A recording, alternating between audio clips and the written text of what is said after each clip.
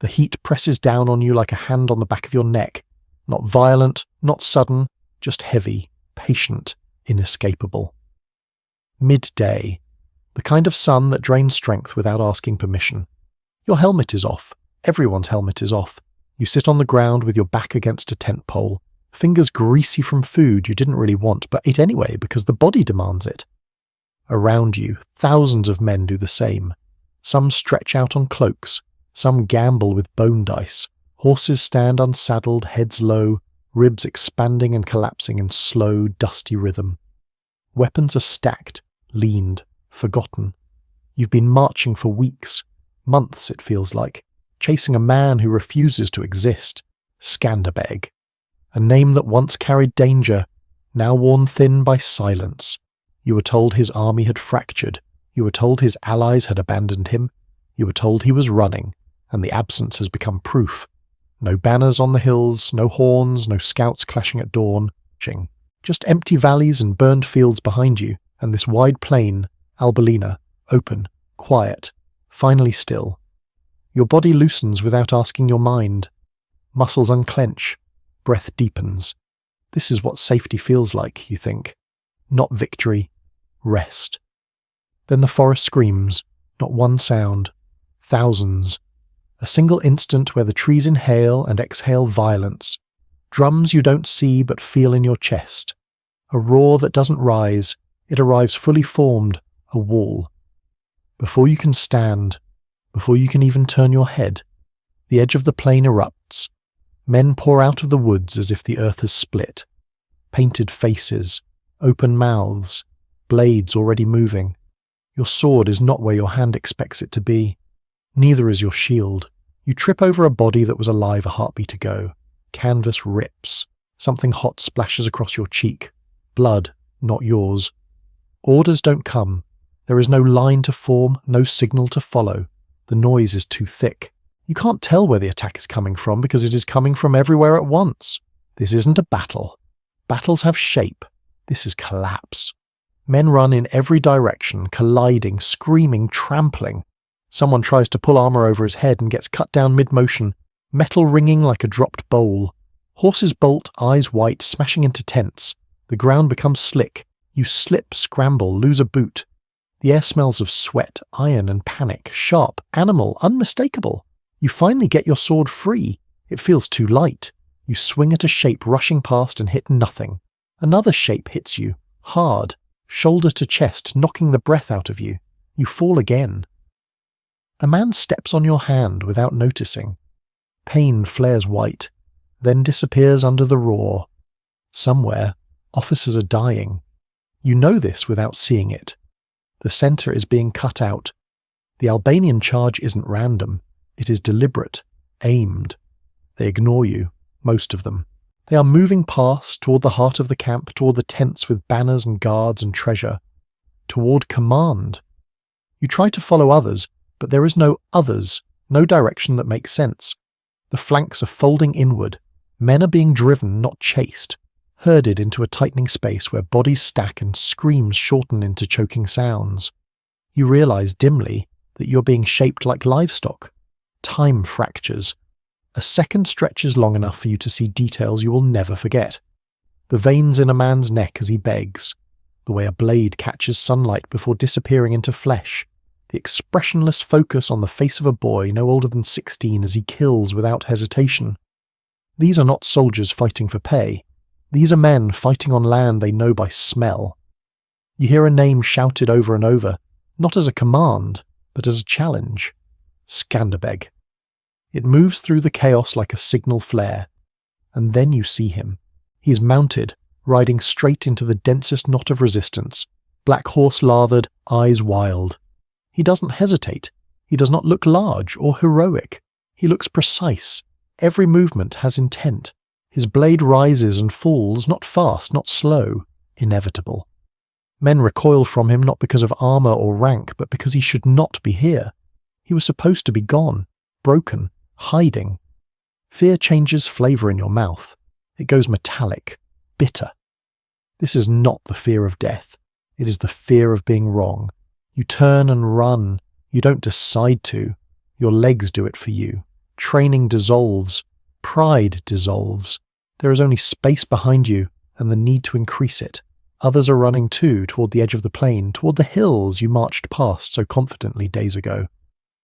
But the hills are alive now. Albanian cavalry bursts out, fresh, screaming, cutting into the fleeing mass. You stumble again, this time over bodies stacked 2 and 3 deep. Someone grabs your ankle. You kick free without looking. The sound changes as the sun begins to tilt. It loses its sharpness, becomes dull, exhausted, screams thin out. The roar breaks into isolated cries, then groans. The field no longer looks like a camp. It looks like something that was ruined on purpose. You crawl into the shadow of a torn tent, chest heaving, throat raw. Around you lie men who will not move again. You press your face into the dirt, breathing shallow, waiting to be finished. It does not come. Instead, there is silence, heavy, accusing, broken only by the crackle of small fires and the distant voices of men calling to each other in a language you do not speak. This took hours. No, less. You cannot tell. The sun is lower than it should be. You're alive and you do not know why. Around you, an army has ceased to exist. The banners that marched with you are gone. The command structure that gave shape to your days has been erased. You understand dimly that this was not chance, that you were not defeated by strength, but by waiting, by being allowed to rest, by believing the war was already over. Albulena was never a camp. It was a held breath, and you were standing inside it when the lungs finally emptied. Night does not fall cleanly. It seeps. The heat bleeds out of the plain in slow increments, replaced by a chill that settles into muscle and bone. You stand among the dead, boots sinking slightly with each step, the ground soft in a way earth should never be. The smell thickens as the sun lowers. Iron, waste, smoke, and something sweeter that turns your stomach if you let it register too clearly. You learn quickly not to let it. The battle is over, but your body does not know that yet. Your hands shake as if still striking. Your jaw aches from clenching. When you close your eyes, the noise comes back immediately, full volume, no warning. So you keep them open. You keep moving. Stillness feels dangerous now. Orders come quietly, not shouted, passed mouth to ear. Count the living, strip the dead, secure the perimeter, no fires yet. Discipline does not relax just because the killing has stopped. That is the difference you realize standing knee-deep in the evidence of it. The enemy dissolved because their structure failed. Yours cannot afford to. Men kneel beside bodies, not praying, just checking.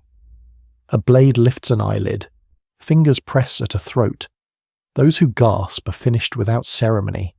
There is no cruelty in it, only economy. Mercy is a future problem. Right now, silence matters more. You pass a cluster of prisoners, Ottomans who dropped weapons fast enough, who were smart or lucky or simply closer to the edge when the centre collapsed. They sit on the ground, hands bound, faces grey with shock. Some stare at nothing. Some whisper.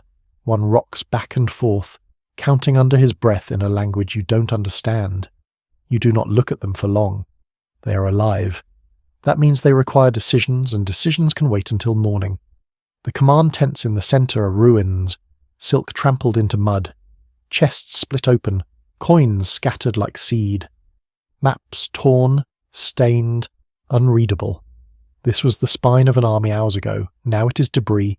You understand, with a clarity that makes you uneasy, how fragile power really is when stripped of order and timing. He moves through it all without urgency, not fast, not slow. Gjergj Kastrioti does not celebrate. He inspects, he listens, he asks short questions and waits for full answers. Blood dries dark on his armour, but he does not seem to notice. Victory has not softened him. If anything, it has sharpened the lines of his face, pulled them tighter around the eyes. Someone tells him the numbers: prisoners, weapons captured, horses, supplies enough to last seasons. He nods once.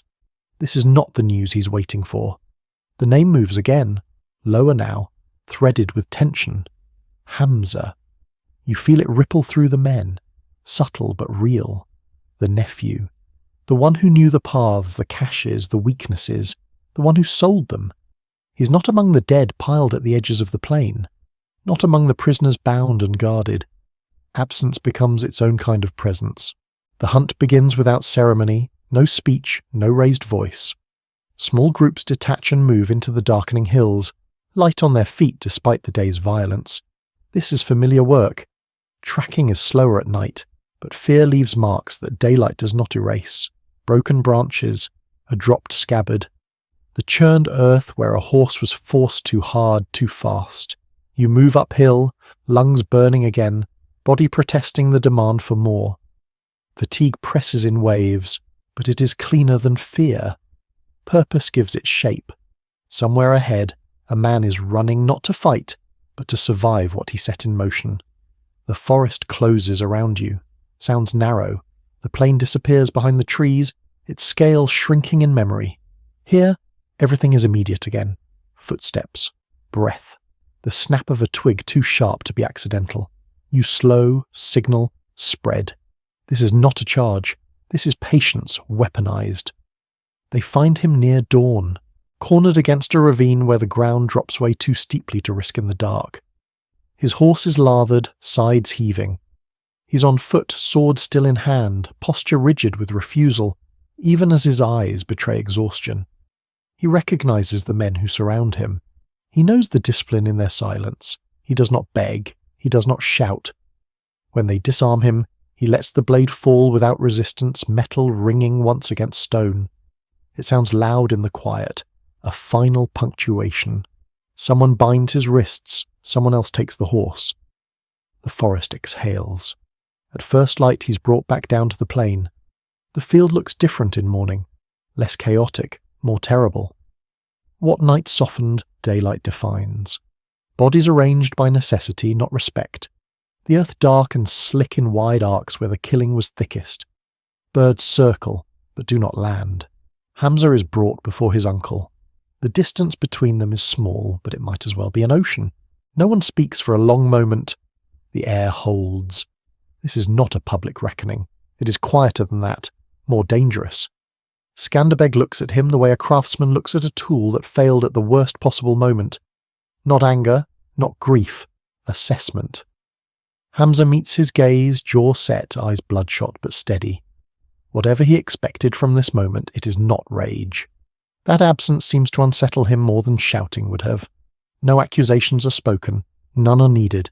The evidence is everywhere, written across the plain, stacked in piles that will take days to bury. Skanderbeg gives instructions instead. Where the prisoners will be held, which officers will be separated, who will be fed first. The machinery of aftermath turns on, grinding indifferent to personal history. Hamza is removed, alive. That fact spreads faster than any proclamation. Some men react with confusion, others with visible restraint. Killing would have been simpler. Simpler often feels fairer in moments like this, but simplicity is a luxury leaders rarely afford themselves. As the day wears on, the work continues. Armour collected, weapons sorted, horses calmed, wounded treated without regard to allegiance if the injury is survivable. The camp becomes something else, a temporary city built on the bones of another. Control reasserts itself inch by inch. Only when the sun reaches its height again do you feel the weight of it settle properly. Not triumph, not relief, something heavier. You understand now that survival is not the opposite of horror. It is built from it, layer by layer, choice by brutal choice. The victory at Albulena will be spoken of as impossible, clean, brilliant. But standing here, boots stained, hands still shaking when you stop moving, you know the truth is uglier and more precise. This was not fate.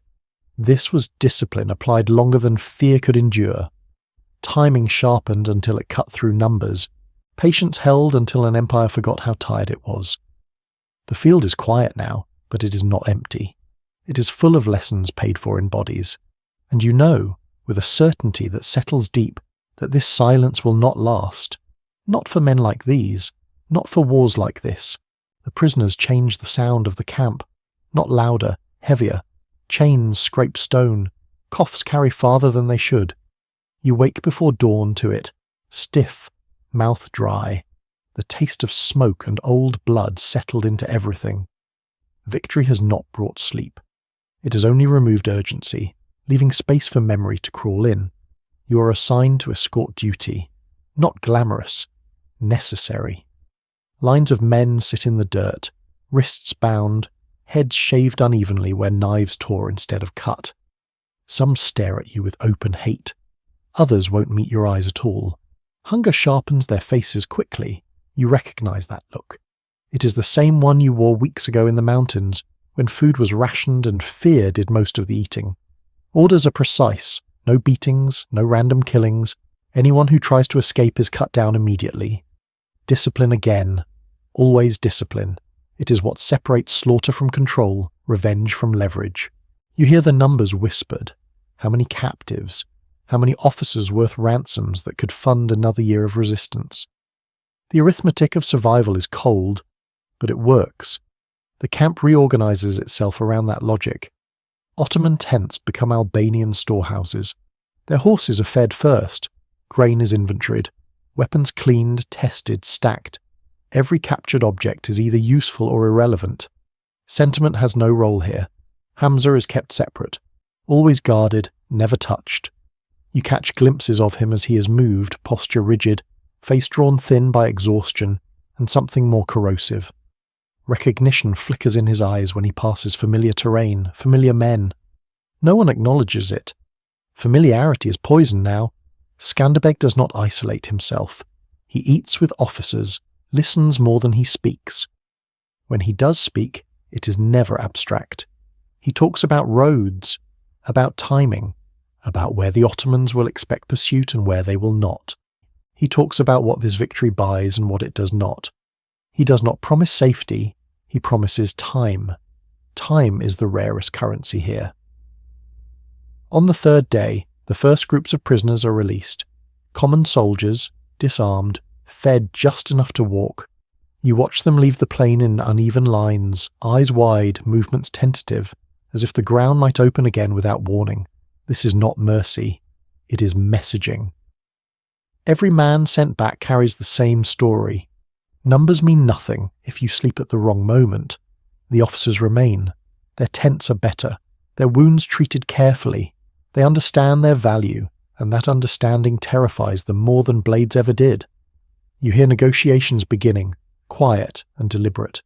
Names of cities in the west, sums that feel unreal. By the end of the week, the plain begins to empty.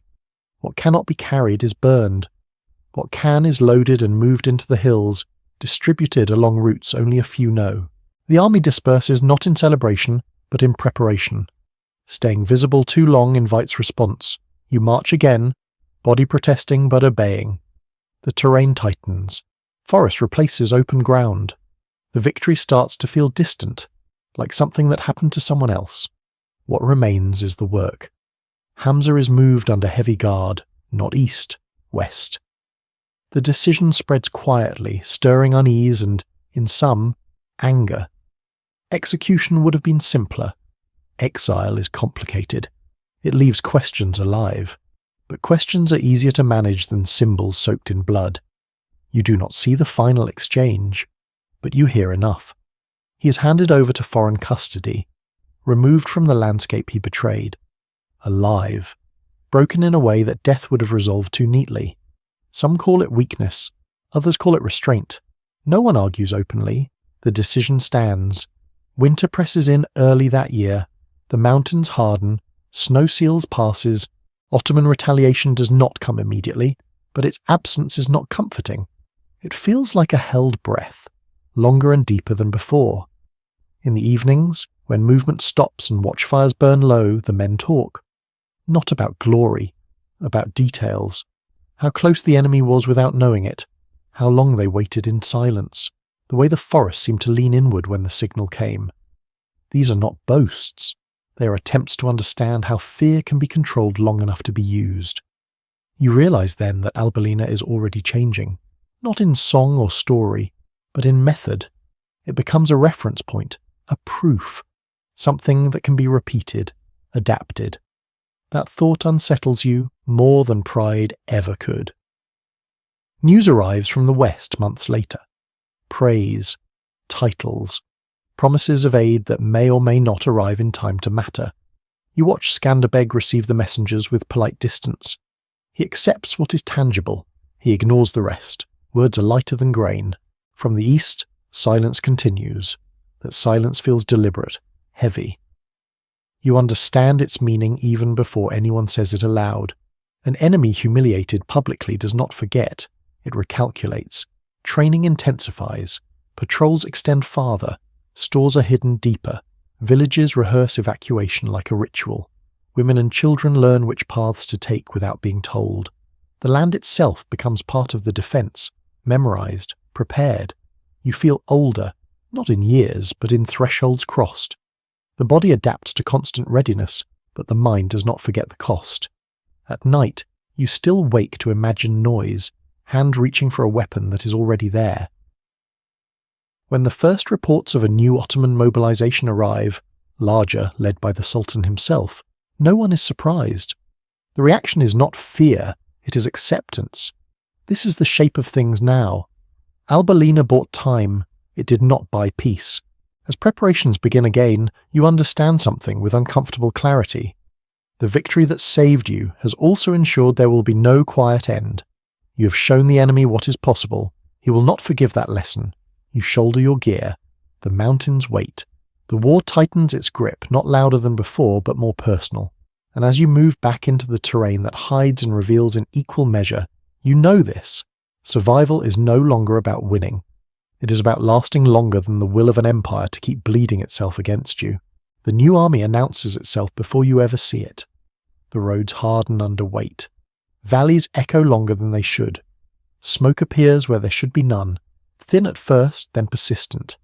Scouts return leaner, quieter, carrying the smell of iron and horses on their clothes. The Sultan is coming, not a proxy, not a general with room to fail. The hand that closed on Constantinople is reaching again, and it does not come empty. You feel the difference immediately. The pressure is steadier, less frantic than before. This force does not chase ghosts. It advances like a machine that expects resistance and has accounted for it. Camps are fortified before they rest. Patrols overlap. Supply lines are armoured by habit. They do not sleep at noon. They rotate watches through the heat. The lessons of Albulena have been absorbed, translated into caution. That makes everything slower. Slower is dangerous. The mountains do not yield easily, but they do not forgive mistakes. Paths that once swallowed men now expose them. Fires must be smaller, buried deeper. Signals change. A bird call is replaced by a knock on stone, a stone by a shadow that moves when it should not. The work tightens around the margins of survival. Skanderbeg adapts without announcement. Units shrink, orders narrow. No single blow will shatter this army. The aim shifts to abrasion, to sleep stolen 1 hour at a time, to hunger that arrives early and leaves late, to mistakes forced by waiting too long under strain. You begin to understand the war as physics. Weight against slope, heat against water, time against nerve. The enemy has more of everything. Men, metal, food. But they have less patience, less tolerance for uncertainty. The terrain is not neutral. It is an ally that demands respect and punishes familiarity. You ambush a column at dusk, not to destroy it, but to mark it. 3 men die. The rest retreat in confusion, horns blaring too late. The sound rolls through the valley and fades. That night the enemy burns extra fires. You watch from above, teeth chattering, counting how many remain lit until dawn. Retaliation comes measured. Villages are threatened, not burned immediately. Negotiation is attempted. Promises are carried by messengers with clean hands and tired eyes. Safety in exchange for obedience, grain for silence. It is tempting. You know that. Everyone does. Hunger makes collaborators faster than fear ever could. Skanderbeg counters with presence. He appears where submission was discussed. He listens. He does not shame. He explains the math. What lasts, what does not. He leaves small units behind, not to coerce but to witness, to make betrayal visible before it becomes contagious. The Sultan's engineers begin their work. Roads widen, bridges appear where there were none. Stone moves uphill with obscene determination. You watch walls rise and feel the noose tighten. This is not pursuit. It is replacement. The Empire is trying to turn your landscape into theirs. Winter fractures the attempt, but only partially. Snow closes passes, but it also freezes rivers solid enough to cross. Cold kills indiscriminately. Your men lose toes. The enemy loses men by the dozens to sickness and exposure, but they replace them. Always replace them. Siege lines draw around familiar strongholds. Kruja becomes a word spoken softly again. The fortress stands, but stone cannot fight alone. You run supplies through gaps measured in minutes, miss them and men starve. Make them and you live another week. Sleep becomes tactical. You take it when allowed, not when needed. Dreams compress into violent flashes. Waking feels like failure until you realize you're still breathing. There is no second Albulena. You stop hoping for one. Hope wastes energy better spent on calculation. Instead, there are dozens of smaller violences. A wagon overturned in a ravine. A night raid that kills 5 and costs 2. A false retreat that draws cavalry into ground that breaks legs and patience equally. The Sultan watches and waits. You know this because the pressure does not spike. It holds. He is measuring how much it costs to keep coming. How long his men can bleed without the spectacle of victory. This is a conversation conducted entirely in suffering. You begin to lose people you expected to survive.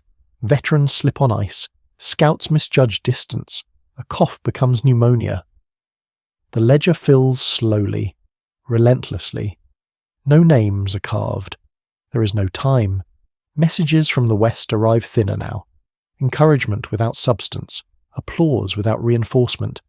You learn to treat them as weather. Acknowledge. Adjust. Move on. Skanderbeg ages visibly.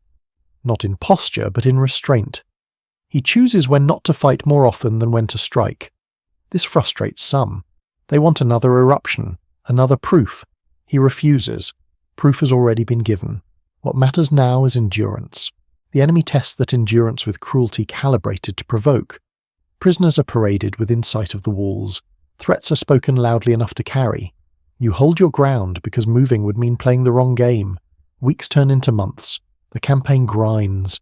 The Empire's patience erodes in places you can't see but feel. Supply delays, harsher discipline, officers replaced midstream. Small cracks, not enough to break anything, enough to exploit if they widen. Then spring returns, and with it sickness. Waterfowls, flies return. The siege loosens not by order but by necessity. Units rotate. Pressure shifts. The noose does not open, it slides. When the Sultan finally pulls back, it is not retreat. It is recalibration. He's learned what this war costs when it is fought on your terms. He will return. You know this with the same certainty you know your own heartbeat. As the enemy withdraws, the land exhales. Slowly, carefully. You stand where the lines were and feel the absence like a bruise. Survival has been negotiated, not secured. Albulena feels far away now, not because it failed, but because it succeeded too well. It forced the war into a form that has no endpoint, only thresholds. You shoulder your gear again.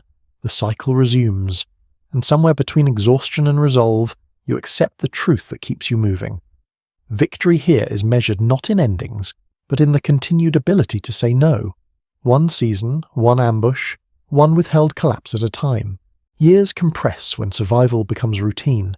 You stop measuring time by seasons and start measuring it by who is still standing. Faces change, voices disappear, new ones arrive, thinner, quieter, already shaped by the weight they're inheriting. The war no longer feels like something happening around you. It feels like the environment itself, as constant as weather, as impersonal as stone. The body adapts. Pain becomes background noise. Hunger becomes data. Fear becomes a tool you learn to deploy instead of obey. You notice this shift one night while watching a valley below flicker with distant fires. The enemy is there again, or perhaps never fully left. You feel the old tightening in your chest, but it stops short of panic. The sensation is familiar now, almost procedural. Skanderbeg is older. Everyone sees it. Not weakness, density. Every movement seems to carry more calculation, less excess. He rides less, walks more. He listens longer before speaking. When he does speak, men lean in without realizing they're doing it. Authority no longer needs volume, it has mass. The resistance has thinned but hardened. There are fewer illusions left to shed. No one talks about driving the empire back. That language belongs to another lifetime. What remains is narrower and more demanding, keeping space open, denying closure, making occupation too expensive to justify for long. Villages rise and fall into the rhythm. Some are rebuilt, some are abandoned deliberately, turned into traps of emptiness. Children grow up knowing where to run before they know where to sleep. Elders memorize signals they hope they'll never need. The land learns alongside its people. You fight less often now, but when you do, it is sharper, smaller units, shorter engagements, violence applied like pressure, not spectacle. The goal is rarely to kill, it is to interrupt, to delay, to remind. The empire adjusts in parallel. New commanders arrive with fresh doctrines. Fortifications multiply, roads creep deeper, but the returns diminish. Every advance costs more than the last. Every hold requires reinforcements that strain elsewhere. You feel it in the enemy's timing, in the way their movements hesitate where they once flowed. Skanderbeg does not speak of legacy, he does not need to. You see it in the men who now issue orders he once gave personally. They mimic his restraint more than his audacity. This is intentional. Audacity burns out quickly. Discipline propagates. When illness takes him, it does not arrive dramatically. No battlefield, no final stand, just a body that refuses to recover. You hear the news quietly, passed without ceremony. The camp absorbs it like a shockwave that does not knock you down but changes gravity permanently. There is no collapse. That is the proof. The machine he built continues to function, imperfectly, under strain, but alive. Commands are issued, patrols go out, supplies move. Supplies. Grief is folded into routine because there is no alternative. You realize then that the man was never the point. He was the catalyst. What endures is the method, the refusal to meet strength head-on when time can do the work more efficiently. The insistence that survival is an active process, not a passive reward. The empire returns again, predictably, inevitably. But something has changed. The campaigns feel procedural now, obligated. There is less urgency in them, less conviction. Resistance has become normalized, a constant irritation rather than an anomaly to be erased. Years later, when the pressure finally loosens, not ending, never cleanly ending, you stand on a ridge overlooking ground that has consumed more lives than you can remember. Grass has grown back in places, in others it never will. The silence feels earned, not peaceful. You think of Albulena then, unbidden. Not as a memory of triumph, but as an origin point. The moment the war learned a new grammar. When patience became lethal. When waiting became an offensive act. That victory did not save everyone. It did not secure freedom in any permanent sense. What it did was teach a lesson that outlived the man who delivered it. That power is not absolute. That empires bleed when forced to move slowly. And that survival, sustained, disciplined survival, can be a form of defiance so persistent it reshapes history's expectations. You are older now, scarred, still alive. That fact feels less like luck and more like evidence. Evidence that something worked, even if imperfectly, even if temporarily. As you turn away from the ridge, you do not feel closure. You feel continuity. The war has not ended. It has simply receded, waiting for the next imbalance, the next arrogance, the next moment when someone mistakes silence for absence. You walk back down into the land that held you when nothing else could. The ground is uneven, familiar. Each step requires attention. That you have learned is the point.